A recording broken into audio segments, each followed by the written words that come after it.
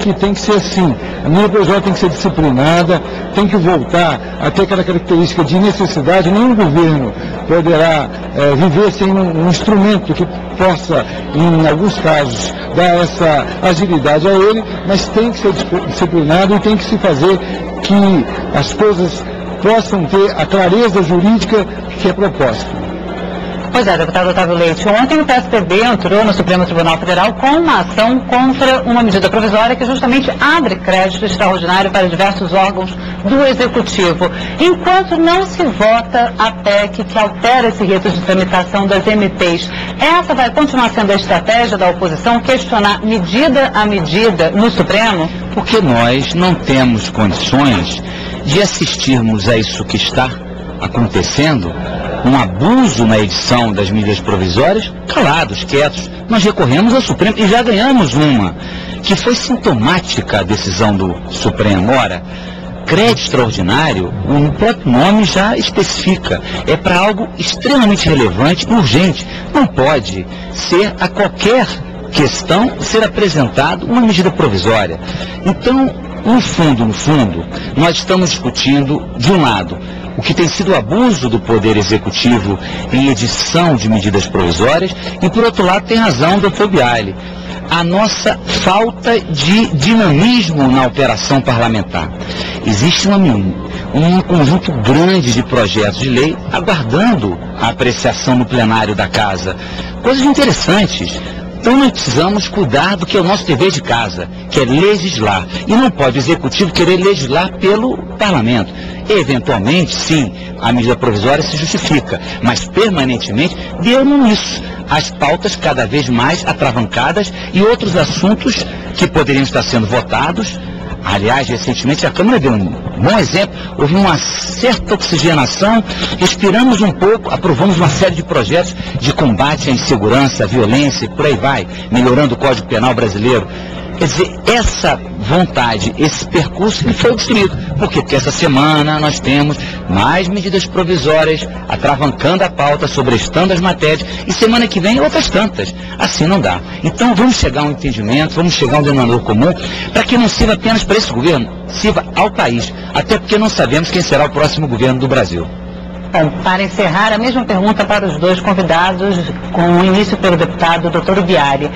Deputado, o rito de tramitação das medidas provisórias já foi alterado. Como bem lembrou o deputado Otávio Leite, eram decretos-leis, depois medidas provisórias que eram editadas sem fim, reeditadas, sem nenhum limite no número de reedições, eram herdadas de um presidente, passavam para o outro, continuavam reeditadas porque o Congresso não votava. Então, na época em que foi criado o rito atual, foi-se comemorado a retomada do poder de legislar pelo Congresso. O que deu errado e qual a garantia de que agora, com essa nova forma, as coisas vão conseguir fluir, como o deputado Otávio Leite estava dizendo ainda há pouco? O que deu errado foi a falta de disciplina dos governos na edição das medidas provisórias. Se o governo se autodisciplinasse e só emitisse quando necessário, não haveria problema nenhum. A metodologia, o rito atual, seria suficiente.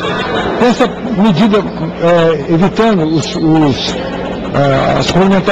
complementar o orçamento por medida provisória, com certeza já diminui um grande número. E o resto vai ter que sempre ser essa discussão.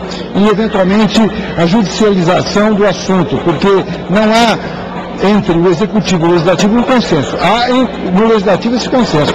Aqui nos bastidores você percebeu claramente que não há divergência entre a minoria, a base do governo, nós todos queremos a mesma coisa. O jeito é como conseguir isso. Deputado Otávio Leite? Pois é, esse é o desafio, né? Como conseguir isso? Nós temos consciência da importância de se colocar em bom termo o que pode ser objeto de uma medida provisória. E como o procedimento no parlamento tem que ser adotado para que não obstrua a pauta. Hoje, em 120 dias, ela caduca. Portanto, nos 45 primeiros dias de editada, cabe à Câmara examiná-la se não sobresta a pauta. Acontece que foi criada na Constituição a possibilidade de uma comissão especial de previamente discutir. Na prática, é isso que não aconteceu. Logo, quando chega na pauta, aí que o presidente designa um relator e as pessoas, os demais deputados, ficam sem informações para melhor debater e discutir. Isso tudo provoca uma ausência de diálogo, o que é exatamente o contrassenso, o paradoxo do parlamento. Se há um combustível nessa casa, é o diálogo. Então, medida provisória em casos específicos. Projetos de lei, quando o governo requer algo urgente, ele também tem a prerrogativa de solicitar que a Câmara examine com velocidade.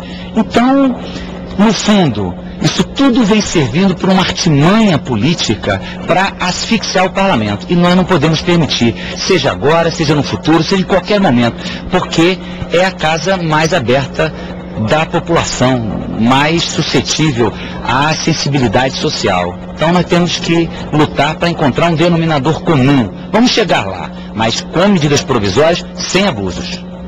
Muito obrigada, deputados Otávio Leite e Dr. Ubiali, pela participação aqui no Bastidores.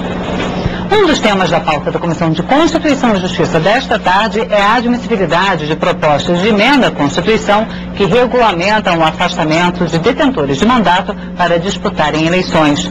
O grupo inclui presidente da República, governadores, prefeitos e parlamentares. A CCJ analisa 8 propostas sobre o assunto, todas tramitando em conjunto. O Bastidores de hoje termina aqui. Nós voltamos amanhã, à 1h30 da tarde. Agora em Brasília, 1h56. Uma boa tarde e até amanhã.